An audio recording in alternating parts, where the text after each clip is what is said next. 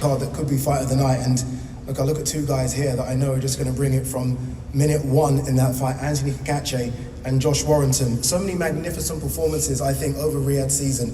But I do think Anthony Cacace's performance at Joe Cordina might be the best one. Anthony, you go again, you fight Josh Warrington, he moves up in weight class. There's a lot of talk about you potentially moving up in weight class as well. How exciting is it for your career, considering the stop-start of it, that you are now the champion and you now fight on a big Wembley card? Well, there's a difference now, you know. I don't have to go looking for the fight, and to be sharing a ring with the likes of Josh Warrington, you know, I've watched him over the years. Well, he's a real warrior. He's going to make it the best fight possible. So I think this is a real fan-friendly fight, and it's one for the fans. Was you surprised that Josh took the fight? No, I mean it's a world title shot. I mean anyone who's turning down world title shots, you know, I don't understand, because I mean, this is the pinnacle of the sport, and that's what everyone wants at the end of the day. So, I mean, I'm not surprised one bit, no. Anthony, where are your belts, Anthony? You're a world champion, I don't see your belts. Simon forgot to tell me to take them over, so I have a head like I said, so. Next press conference, we'll see the IBF and the IBF titles. We'll see it next day. Josh, you've been two-time IBF featherweight champion. You now move up in weight to super featherweight champion. A big ask, Josh, but you've done it before. Every time that your back's against the wall, you think of those fights against Carl Frampton and Lee Selby as the underdog. You always surprise people. Yeah, it seems to be when my back's against the wall and I'm shy to myself that I pull the best performances out. Just like to echo everyone else, thank like Steve Wood, Eddie Hearn and Frank Smith, Frank Warren and George Warren for putting this show together and coming together again. And of course the main man, His Excellency Turkey. We wouldn't all be sat here. I mean, look around. I'm again echoing everyone else, but a lot of fighters here on the top table, headline shows. Liam's headline shows, Joshua's headline shows. We've got the big boys on the top. I've headline many shows, so we wouldn't be sat here if it wasn't for the main man. So thank you very much for the opportunity, and I also want to just thank Anthony and his team. This has been flirted with for a week or so, and I've had nothing but respect from Anthony and his team. His performance against Cordina was absolutely phenomenal. He boxed really well. He's got my full respect. And we're going to throw a kitchen sink at each other, but just like the other fighting Irish fighters that have boxed, your Martin Lindsays, your Carl Framptons and your Padjo Islands, when I come free time, two-way free time, I'll get the round in.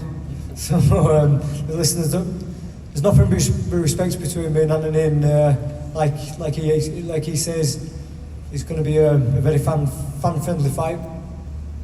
Josh, it is one win in your last five. I don't think that really tells the story of your record, because a lot of those fights have been fantastic. Luis Alberto Lopez one was very, very close. But it is one win in five. Is that extra pressure just to make sure you get the W now? No, not whatsoever.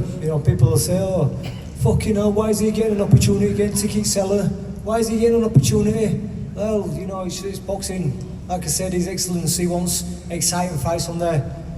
Back in the day, Roberto Duran lost to Marvin Hagler, and then went straight into another world title fight against Thomas Hearns. One of my favourite fighters of all time, Marco Antonio Pereira, lost to Eric Morales in a world title fight, and then went straight back into another world title fight. Rider season is about having exciting fights, and you talk about an L that I've taken there, but I've only been in exciting fights. This is my 8th world title fight. Every other fight that I have every fight I have is a fight of the year contender. And boxing fans want to be entertained. They want to see two fighters going at it and giving it their all, and that's what I'll be bringing on September 21st. No doubt about it. We've seen it before, and I'm sure we're going to see it again. Apologies for the language as well. Sorry, Josh. That's all right, Josh. It's okay. Northern. Yeah, I get it. We're friends. It's fine. Eddie, I want to bring you in. We have another Queensbury versus Matchroom fight here. Obviously, your record so far in the recent weeks hasn't been the best. In terms of Josh, obviously, every time you've worked with Josh, he's always put his best in the ring. He's always done so well. What are you expecting from this one? 110% every single time. I'm so pleased for Josh. This is a fight, some of these other fights that got made last night and yesterday, everything got finalised with contracts, and you know, we finished everything with Josh about 8 o'clock last night. Train ticket was booked, off he comes. I think Cacace broke a lot of people's hearts against Joe Caldina. He was fantastic that night. And I think Josh really deserves this. You know, people talk about coming off defeats. Look at what he's done. You know, he's already a 2-time world champion. He's filled stadiums in Manchester and, you know, arenas and Headingley and Manchester Arena, Ellen Road. He's a fantastic fighter. I think super featherweight's really going to suit him. He's been at featherweight for a long, long time, and every Josh Warrington fight is a thriller.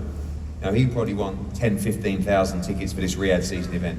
Unfortunately, they're not going to get them because they're going to go like hotcakes. But I think this is one of the fights of the night on what is a tremendous card.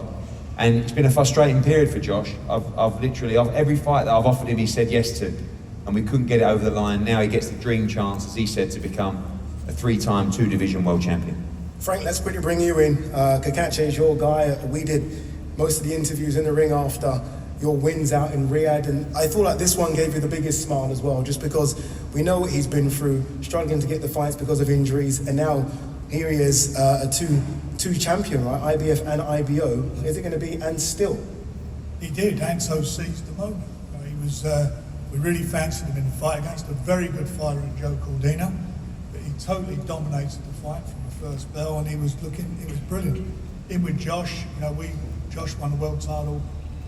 Leads on our show we put together for him, and he's a good fighter, but I think he's in with somebody who is coming into his own now.